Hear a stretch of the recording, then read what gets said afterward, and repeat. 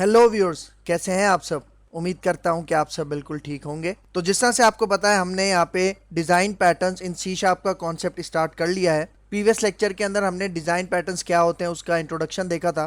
तो आज के इस लेक्चर के अंदर हम सबसे पहले बात करने वाले हैं सिंगलटन डिज़ाइन पैटर्न। भाई देखो, मैंने आपको बताया था अपने इंट्रोडक्शन के अंदर कि हमारे पास जो डिज़ाइन पैटर्न्स होते हैं वो तीन कैटेगरीज के अंदर मुश्तमिल होते हैं। एक होता है क्रिएशनल, दूसरा होता है बिहेवियरल और फिर होता है स्ट्रक्चरल। तो ये जो सिंगलटन डिजाइन पैटर्न है ना, ये क्रिएशनल डिजाइन पैटर्न्स के अंदर आता है और सीखने के लिए, समझने के लिए बहुत ज़्यादा आसान भी है। ठीक है, इसलिए मैं सबसे पहले इसको लेके स्टार्ट कर रहा हूँ और फिर बाकी के जो डिज़ाइन पैटर्न्स हैं वो हम आने वाले लेक्चर्स के अंदर कवर करेंगे। तो आपने मेक श्योर करना है कि इस वीडियो को एंड तक वॉच करना है। तो वीडियो को स्टार्ट करने से पहले एक छोटी सी रिक्वेस्ट कि अगर आप मेरे चैनल पे फर्स्ट टाइम आए हो और अभी तक आपने मेरा चैनल सब्सक्राइब नहीं किया तो मेरा चैनल सब्सक्राइब भी कर लो, इसके साथ साथ बेल का आइकन भी प्रेस कर लो, क्योंकि और भी बहुत सारे डिज़ाइन पैटर्न्स इस लेक्चर सीरीज़ के अंदर आने वाले हैं। तो मैं हूं आपका सर मोहम्मद आदिल और अब हम अपना लेक्चर स्टार्ट करते हैं।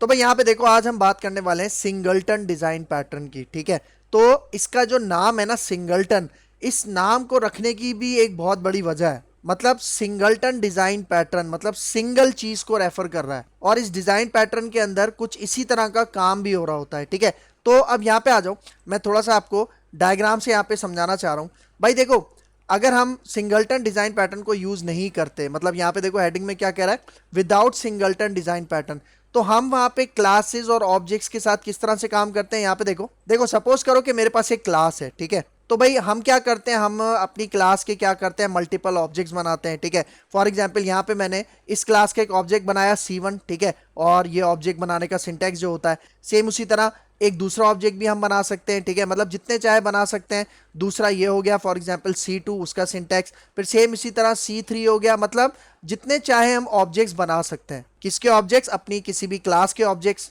लेकिन भाई देखो, एक चीज आपको भी पता है कि जब भी हम अपने क्लास के ज्यादा ऑब्जेक्ट्स बनाते हैं, तो भाई देखो, ज्यादा ऑब्जेक्ट्स बनाने का एक ड्रॉबैक क्या है कि हमारे पास जो हमारी मेमोरी है उसमें ज्यादा से ज्यादा स्पेस कंज्यूम होता है।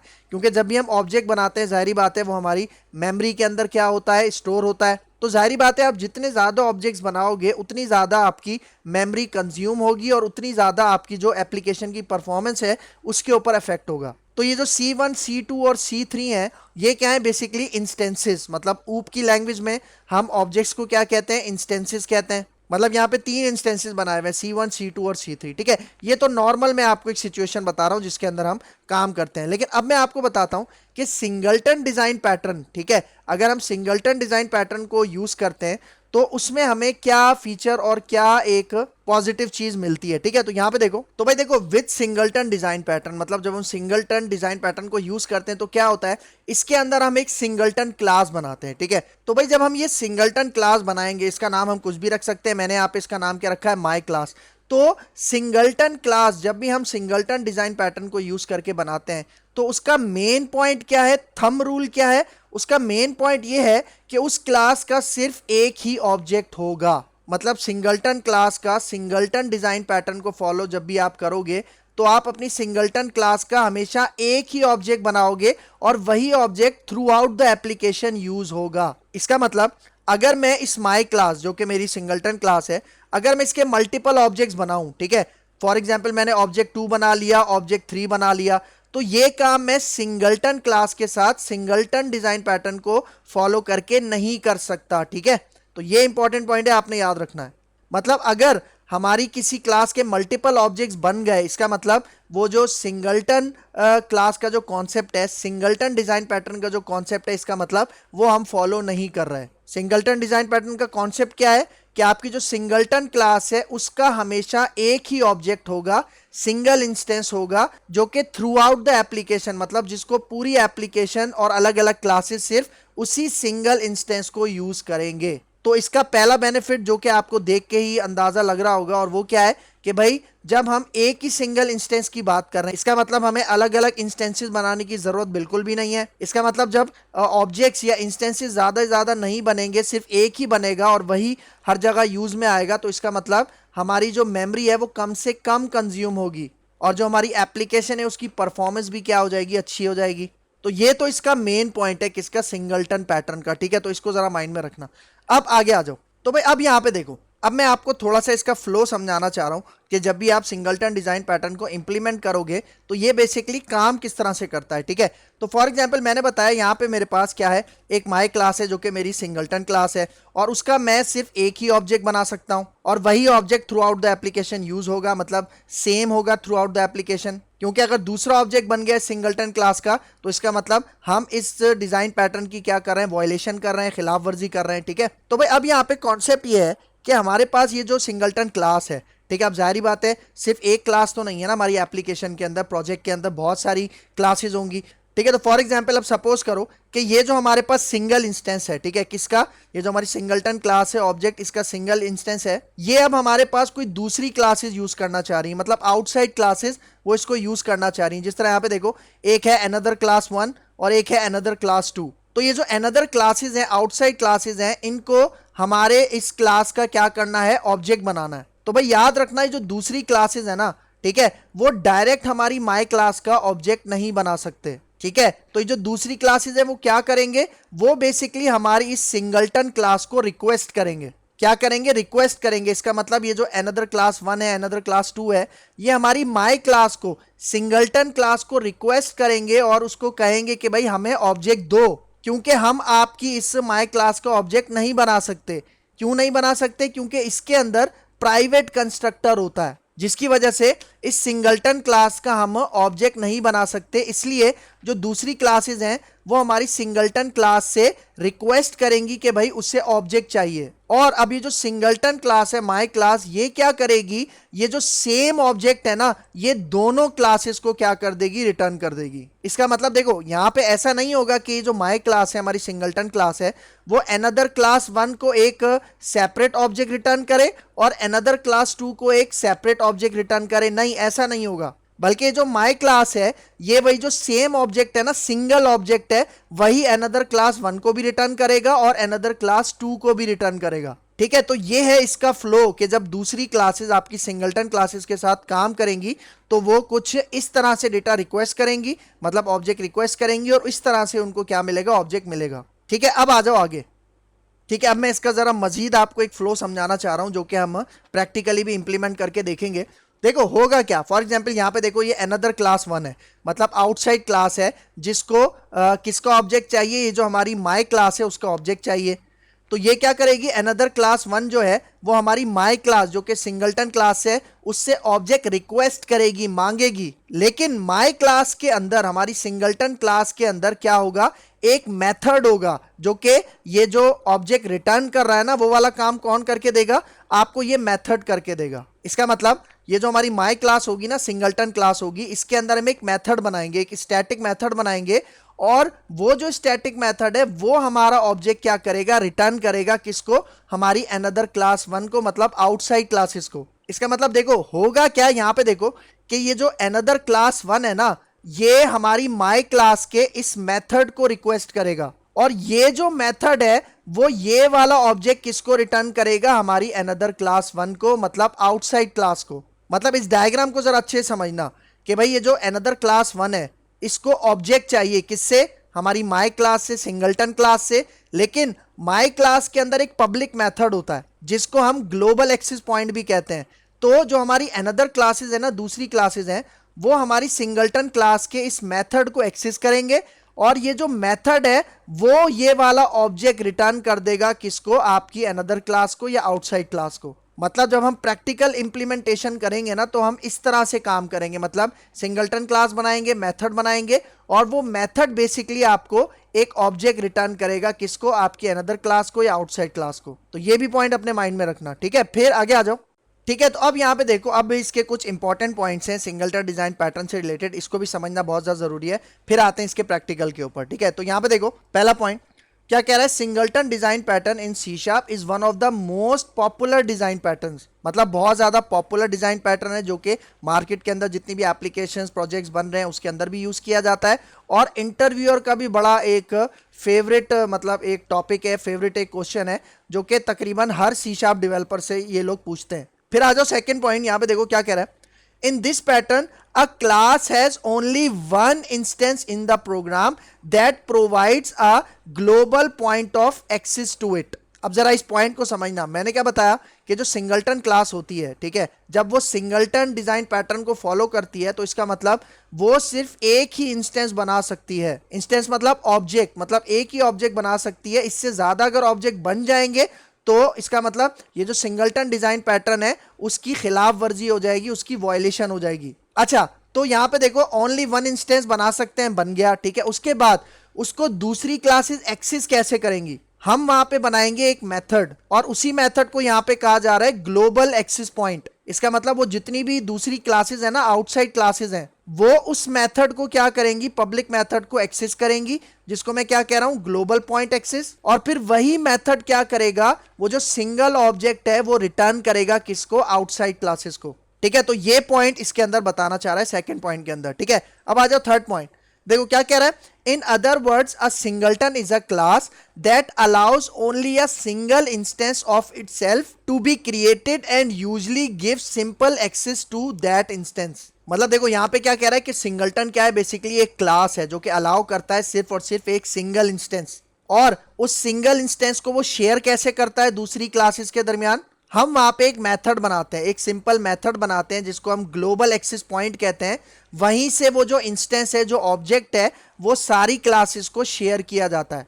मतलब जो दूसरी क्लासेस हैं वो इस क्लास का खुद से ऑब्जेक्ट नहीं बना सकते, बल्कि वो रिक्वेस्ट करेंगे सिंगलटन क्लास से, तो सिंगलटन क्लास के अंदर जो मेथड है वो ऑब्जेक्ट क्या करेगा, रिटर्न करेगा, ठीक है। तो अभी मैं इसको प्रैक्टिकल भी करके दिखाता हूं, ठीक है। फिर आगे आ जाओ, अब यहां पे देखो क्या कह रहा है, the single instance will remain same through out the life time of the application. मतलब अगर आपने सिंगलटन डिजाइन पैटर्न को यूज करके जो सिंगलटन क्लास बनाई है और उसका जो सिंगल इंस्टेंस है वो रिमेन सेम, मतलब वो सेम रहेगा through out the life time of your application. मतलब जब तक आपकी एप्लीकेशन की लाइफ टाइम चल रही है तब तक वो जो सिंगल इंस्टेंस है वही बार बार यूज होता रहेगा, ठीक है। तो ये भी इंपॉर्टेंट पॉइंट है। अब आ जाओ आगे, अब देखो बहुत ज्यादा important point, why do we need singleton design pattern, मतलब सिंगलटन डिजाइन पैटर्न की हमें जरूरत क्यों पड़ती है। यहां पे देखो क्या कह रहा है, when there is single resource throughout the application। इसका मतलब कि ये जो सिंगलटन डिजाइन पैटर्न है हम कहां पे यूज करते हैं,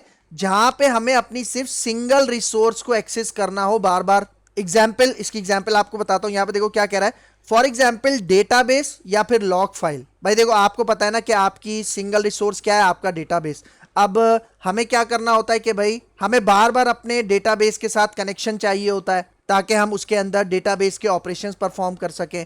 तो अक्सर क्या होता है कि डेटाबेस से रिलेटेड जो क्लास होती है ना, हम उनके इंस्टेंसेस बार बार बना रहे होते हैं, उसके ऑब्जेक्ट्स बार बार बना रहे होते हैं। तो उससे बचने के लिए हम क्या करते हैं, सिंगलटन डिजाइन पैटर्न का यूज करते हैं, ताकि वही उसका हम मतलब जो सिंगलटन क्लास है जो कि डेटाबेस की रिसोर्स के साथ काम कर रही है, उसका सिर्फ एक ही ऑब्जेक्ट बने और फिर वही object through out the application bar bar use होता जाए। सेम इसी तरह लॉग फाइल होता है और एक्सेट्रा, मतलब बहुत सारे कॉन्सेप्ट हैं जहां पे हम सिर्फ सिंगल रिसोर्स को यूज करना चाह रहे हैं, ठीक है। मतलब हम नहीं चाह रहे कि ऐसी क्लास हो जिसके ऑब्जेक्ट्स बार बार बने, ठीक है। एक ही ऑब्जेक्ट की जरूरत काफी होती है, तो वहां पे हम इस कॉन्सेप्ट को यूज करते हैं, ठीक है। फिर देखो second point, when we want to pass instance from one class to another class. इसका मतलब जब हमें कहीं भी इंस्टेंस को एक क्लास से दूसरी क्लास में पास करना होता है तो वहां पे भी हम क्या करते हैं, मतलब वहां पे भी हमें सिंगलटन डिजाइन पैटर्न की जरूरत पड़ती है, ठीक है। फिर आगे आ जाओ, अब यहां पे देखो, रिमेंबर टू थिंग्स, आपने दो चीजें इसके अंदर बहुत ज्यादा अच्छे से याद रखनी है। पहली चीज क्या है, यहां पे देखो क्या कह रहा है, ensure that a class has just a single instance और ऑब्जेक्ट। मतलब पहली चीज आपने क्या याद रखनी है कि जो आपकी क्लास है ना, सिंगलटन क्लास, उसका सिर्फ एक ही ऑब्जेक्ट बन सकता है, एक ही इंस्टेंस बन सकता है। और दूसरा पॉइंट क्या कह रहा है यहां पे देखो, provide a global access point to that instance. इसका मतलब मैंने आपको अभी बताया था ना कि जो हमारी माई क्लास होगी, सिंगलटन क्लास होगी, हम उसके अंदर एक मेथड बनाएंगे जो कि पब्लिक होगा, पब्लिक भी होगा और स्टैटिक भी होगा। और वही मेथड रिस्पॉन्सिबल होगा कि दूसरी क्लासेस जिनको ऑब्जेक्ट की रिक्वायरमेंट है तो उनको ऑब्जेक्ट कौन डिलीवर करेगा, ये वाला मेथड। और उस मेथड को मैं क्या कह रहा हूं, ग्लोबल एक्सेस पॉइंट, क्योंकि जितनी भी क्लासेस हैं वो सब उसी पब्लिक मेथड को एक्सेस कर सकती हैं, उसके अलावा सिंगलटन क्लास के अंदर वो कुछ भी एक्सेस नहीं कर सकते। तो ये इंपॉर्टेंट पॉइंट है, आपने याद रखना है, ठीक है। फिर आगे आ जाओ, अब आ जाओ इसकी इंप्लीमेंटेशन के ऊपर, मतलब अब इसका हम प्रैक्टिकल स्टार्ट करेंगे, लेकिन उससे पहले इसकी इंप्लीमेंटेशन को समझ लो। मतलब जब हम सिंगलटन क्लास बनाएंगे उसके अंदर कौन कौन सी चीज़ें हमें इंसर्ट करनी है और किन किन चीज़ों का हमें ख्याल रखना है, ठीक है। तो सबसे पहला पॉइंट देखो क्या कह रहा है, क्लास शुड बी सील्ड। मतलब जो आपकी सिंगलटन क्लास है वो सील्ड क्लास होगी। सील्ड क्लास का क्या कॉन्सेप्ट है सी शार्प में, कि अगर आप सी शार्प की किसी भी क्लास को सील्ड बना देते हो तो आप उस सील्ड क्लास की चाइल्ड क्लास नहीं बना सकते, क्योंकि जिस क्लास से पहले आप सील्ड कीवर्ड लगा देते हो इसका मतलब है वो कभी भी बाप नहीं बन सकता। इसका मतलब वो जो सील्ड क्लास है उसको कोई क्लास इनहेरिट नहीं कर सकती। एक तो ये पॉइंट हो गया, ठीक है। फिर आ जाओ दूसरा पॉइंट, देखो क्या कह रहा है, create a private default constructor to prevent other classes for creating objects using a new keyword with the singleton class. मतलब देखो दूसरा पॉइंट क्या कह रहा है कि आपने अपनी सिंगलटन क्लास के अंदर एक प्राइवेट डिफॉल्ट कंस्ट्रक्टर बनाना है। डिफॉल्ट कंस्ट्रक्टर हम किसे कहते हैं, जो कि कोई भी पैरामीटर एक्सेप्ट नहीं करता, और अगर उससे पहले हमने प्राइवेट लगा दिया, ठीक है, कंस्ट्रक्टर से पहले, डिफॉल्ट कंस्ट्रक्टर से पहले, तो उससे होगा क्या कि भाई वो जो दूसरी क्लासेस हैं जो हमारी सिंगलटन क्लास को एक्सेस करेंगी वो उस क्लास का ऑब्जेक्ट नहीं बना सकती, क्योंकि मैंने आपको यही बताया था ना कि जो दूसरी क्लासेस हैं वो हमारी सिंगलटन क्लास का ऑब्जेक्ट नहीं बनाएंगी, बल्कि उससे डेटा रिक्वेस्ट करेंगी कि भाई हमें आपका ऑब्जेक्ट चाहिए, और वो ऑब्जेक्ट कौन रिटर्न करके देगा, वो मेथड, जिसको मैं क्या कह रहा हूं, ग्लोबल एक्सेस पॉइंट, ठीक है। फिर देखो थर्ड पॉइंट, देखो यहां पे क्या कह रहा है, create a static method that acts as a constructor. मतलब ये वही मेथड है जो कि सिंगल ऑब्जेक्ट रिटर्न करेगा बाकी क्लासेस को, ठीक है। और एक और इंपॉर्टेंट पॉइंट इस मेथड से रिलेटेड, वो जो हम ऑब्जेक्ट बनाएंगे ना, जो सिंगल ऑब्जेक्ट बनाएंगे वो भी हम इसी मेथड के अंदर बनाएंगे। तो ये जो स्टैटिक मेथड है इसी को मैं कह रहा हूं ग्लोबल एक्सेस पॉइंट, क्योंकि जो आउटसाइड क्लासेस हैं वो इसी मेथड को एक्सेस करके वो जो सिंगल ऑब्जेक्ट है उसको क्या करेंगी, रिसीव करेंगी, ठीक है। तो अब चलते हैं इसके प्रैक्टिकल के ऊपर, और ये जो सारी चीजें मैंने आपको समझाई हैं ये अब मैं विजुअल स्टूडियो के अंदर आपको प्रैक्टिकल करके दिखाता हूँ, ठीक है। तो यहाँ पे आ जाओ, ठीक है। तो मैंने अपना विजुअल स्टूडियो ओपन कर लिया है। यहाँ पे हम क्रिएट अ न्यू प्रोजेक्ट ले लेते हैं, और यहाँ पे देखो आपको नजर आ रहा होगा console app dot net framework, ठीक है। आप यहाँ से भी इसको सर्च कर सकते हो, मैं डायरेक्ट यहीं से इसको एक्सेस कर लेता हूँ, और इसका नाम मैं यहाँ पे रख देता हूँ सिंगलटन डेमो। सिंगलटन डेमो इसका मैंने यहाँ पे नाम रख दिया, ठीक है। नेक्स्ट करते हैं, क्रिएट करते हैं। तो यहाँ पे देखो हमारा प्रोजेक्ट बन चुका है, ठीक है। और इसके अंदर आपको नजर आ रही है एक क्लास है और उसके अंदर मेन मेथड है। तो सबसे पहले मुझे क्या करना है, यहाँ पे एक सिंगलटन क्लास बनानी है, ठीक है। तो यहाँ पे देखो अपने प्रोजेक्ट के ऊपर मैं राइट क्लिक करता हूँ, ऐड पे चलते हैं, और ऐड पे चलने के बाद यहाँ से मैं क्लास ले लेता हूँ, और इस क्लास का नाम मैं वही रख देता हूँ जो मैंने आपको बताया था, और वो है माई क्लास, ठीक है। यहाँ पे आके हम ऐड के ऊपर क्लिक करते हैं, ठीक है। देखो ये माई क्लास आ गई, ठीक है। तो सबसे पहले मुझे क्या करना है, यहाँ पे सील्ड का कीवर्ड लगाना है, जो मैंने आपको बताया था, सील्ड का कीवर्ड लगाना है, ताकि जो दूसरी क्लासेस हैं वो इसको इनहेरिट करके उस ऑब्जेक्ट को एक्सेस ना कर सकें, ठीक है। एक तो ये पॉइंट हो गया, और दूसरा इसके अंदर हमें क्या बनवाना है, प्राइवेट डिफॉल्ट कंस्ट्रक्टर बनाना है, ठीक है। तो यहाँ पे देखो सबसे पहले प्राइवेट का कीवर्ड आएगा, और उसके बाद कंस्ट्रक्टर का क्या नाम होता है, जो हमारी क्लास का नाम होता है, और वो क्लास का क्या नाम है, माई क्लास, ठीक है।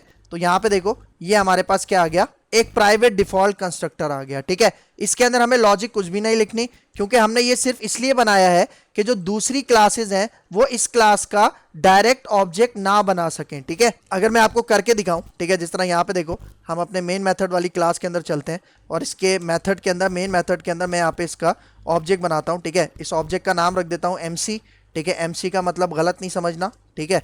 यहाँ पे देखो आपके पास आ गया न्यू कीवर्ड, और यहाँ पे देखो मैं अपना प्राइवेट कंस्ट्रक्टर एक्सेस करने की कोशिश कर रहा हूँ इस क्लास का, तो देखो एरर आ रहा है। इसका मतलब हम इस तरह से इस क्लास का ऑब्जेक्ट नहीं बना सकते, ठीक है।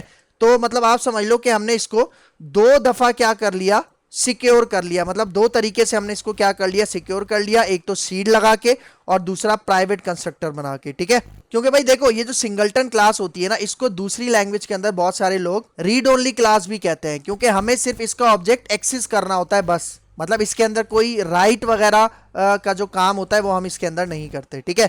तो अब देखो अब हमें क्या करना है, यहाँ पे देखो मैं यहाँ पे एक प्राइवेट स्टैटिक वेरिएबल बनाता हूँ, ठीक है। और ये होगा किस टाइप का, हमारी इसी माई क्लास टाइप का होगा, ठीक है। और इसके अंदर यहाँ पे देखो इसका मैं नाम यहाँ पे रख देता हूँ इंस्टेंस, ठीक है।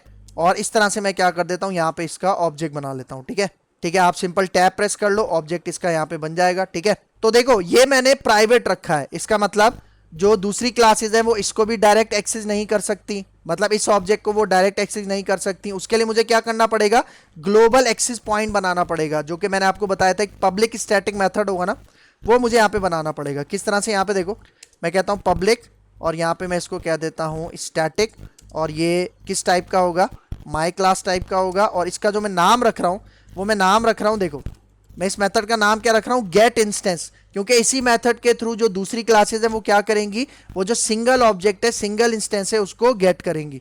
ठीक है, तो यहाँ पे देखो ये आ गई इसकी बॉडी। ठीक है, बॉडी आ गई, और यहाँ पे देखो आपने क्या करना है, सिंपल ये जो आपका इंस्टेंस ऊपर बना है ना, ठीक है, प्राइवेट, उसको आपने यहाँ पे सिंपल क्या कर देना है, रिटर्न। तो यहाँ पे हमारा ये सिंगलटन क्लास हो चुकी है रेडी। लेकिन इसके अंदर कुछ इंप्रूवमेंट्स की जरूरत है, वो अभी मैं आपको बताता हूँ। मतलब यहाँ पे देखो जो हमारी सिंगलटन क्लास है, ठीक है, अगर मैं यहाँ पे इसका ऑब्जेक्ट बनाऊँ, ठीक है, कहाँ पे ऑब्जेक्ट बनाऊँ, यहाँ पे आ जाओ।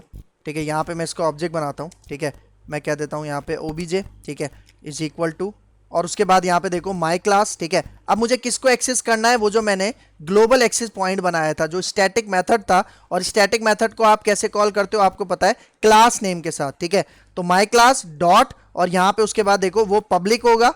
ठीक है, ठीक है, देखो गेट इंस्टेंस आपको मिल रहा है, तो यहाँ पे मैं इसको कर देता हूँ टैब। ठीक है, अच्छा हम एक दफा देख लेते हैं कि ये पब्लिक है।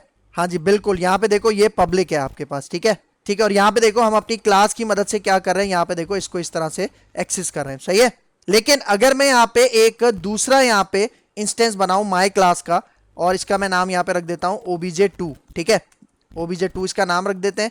तो देखो ये जो दोनों हमारे पास ऑब्जेक्ट्स हैं, ये सेम मेथड को एक्सेस कर रहे हैं ना, गेट इंस्टेंस को। इसका मतलब ये जो गेट इंस्टेंस है ना, ये यही वाला जो सिंगल ऑब्जेक्ट है ना, यही ऑब्जेक्ट यहाँ पे obj को भी रिटर्न करेगा और obj2 को भी रिटर्न करेगा।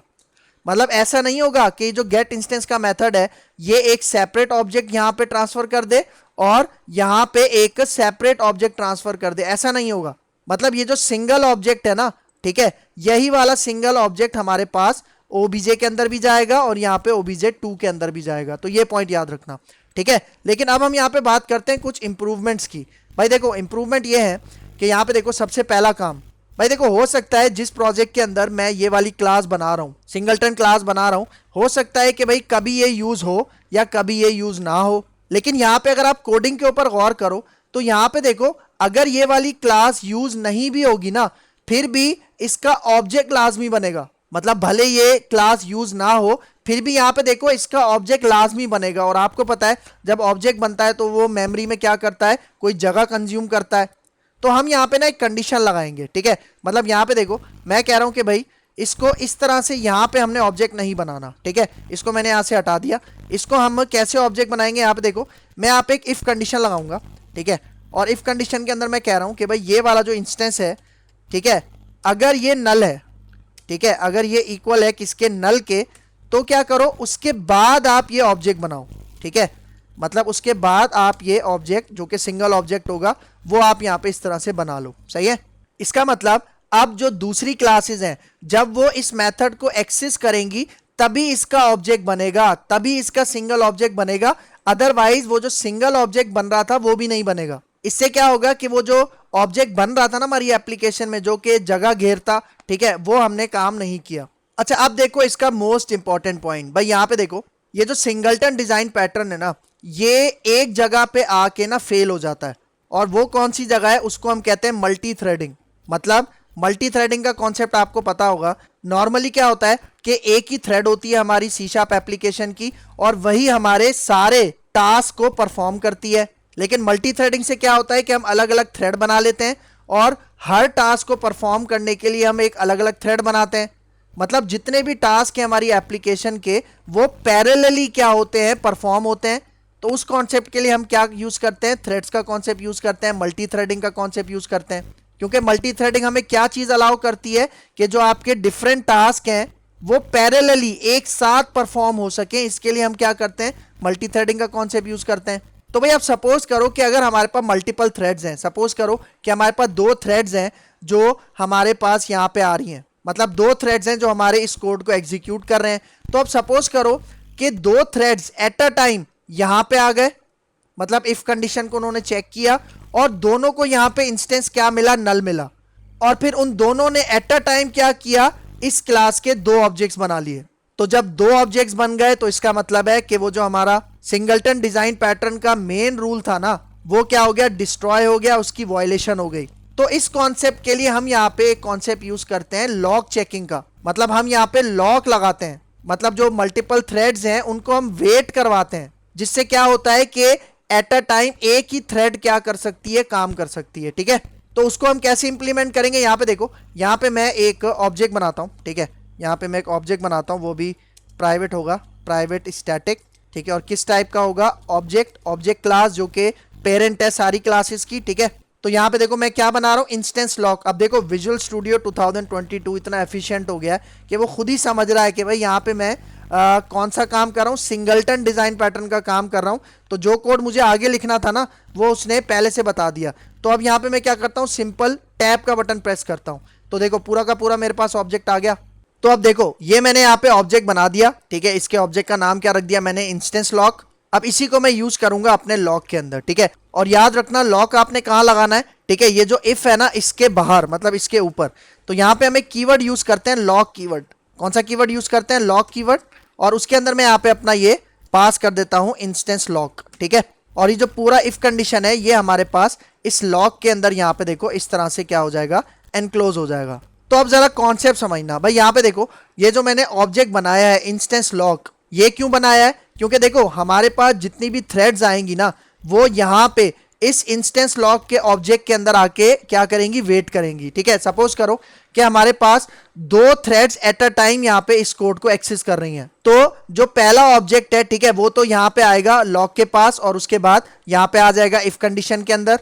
और जब दूसरा हमारे पास थ्रेड आएगा तो वो यहीं पे इस ऑब्जेक्ट के अंदर क्या करेगा, वेट करेगा। कब तक वेट करेगा, जब तक पहला जो थ्रेड है वो अपना काम कंप्लीट ना कर ले। तो पहला थ्रेड क्या करेगा, हमारे पास यहाँ पे वो कंडीशन चेक करेगा, उसको इंस्टेंस नल मिलेगा, तो वो क्या करेगा, हमारे पास इस क्लास का ऑब्जेक्ट बना लेगा। तो सिंगल ऑब्जेक्ट बन गया।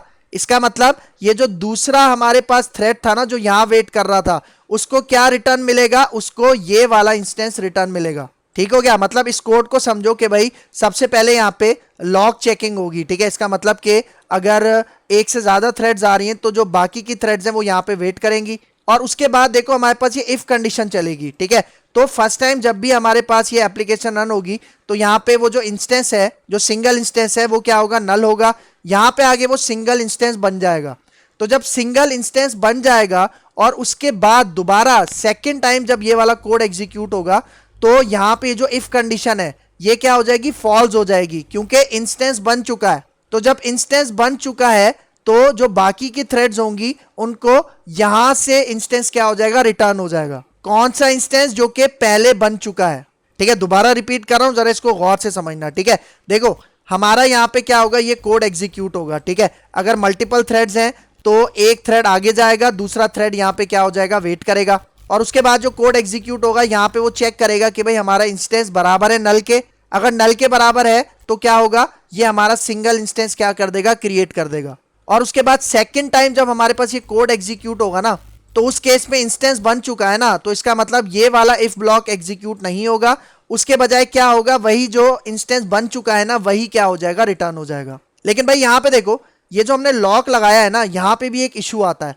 इशू क्या आता है कि हमारे पास जो थ्रेड्स होती है ना, ठीक है, वो यहाँ पे आके वेट करती हैं, तो जिससे हमारी जो एप्लीकेशन की परफॉर्मेंस है ना, वो क्या हो जाती है, स्लो डाउन हो जाती है। तो उसके लिए हम क्या करेंगे, यहाँ पे देखो, उसके लिए हम यहाँ पे इस लॉक से पहले एक और यहाँ पे ये लगाएंगे इफ, मतलब इसको डबल लॉक चेक भी कहा जाता है। ठीक है, इस तरह से मैं यहाँ पे इसको बंद कर देता हूँ, क्योंकि मैंने क्या बताया कि ये वाला जो कोड है वो सिर्फ फर्स्ट टाइम एग्जीक्यूट होगा। तो जब फर्स्ट टाइम एग्जीक्यूट हो जाएगा, इसका मतलब हमारा इंस्टेंस बन गया ना, तो इस लॉक से पहले मैंने यहाँ पे ये इफ कंडीशन लगा दी, क्योंकि जब एक दफा हमारा इंस्टेंस बन जाएगा तो जब ये वाली इफ कंडीशन चलेगी, कौन सी कंडीशन के भाई हमारा इंस्टेंस अगर बराबर है नल के, तो ये वाला कोड एग्जीक्यूट हो, अदरवाइज यही इंस्टेंस जो बन चुका है वो रिटर्न हो जाए।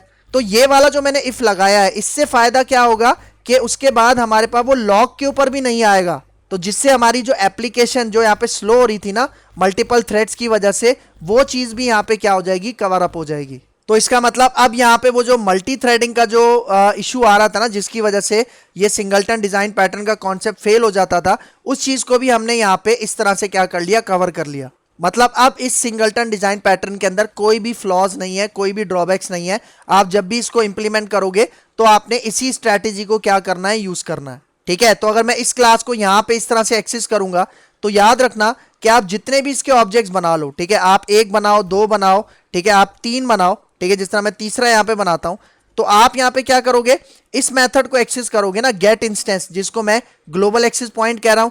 तो ये वाला जो मेथड है ये हमेशा वो सिंगल ऑब्जेक्ट ही आपको क्या करेगा, रिटर्न करेगा।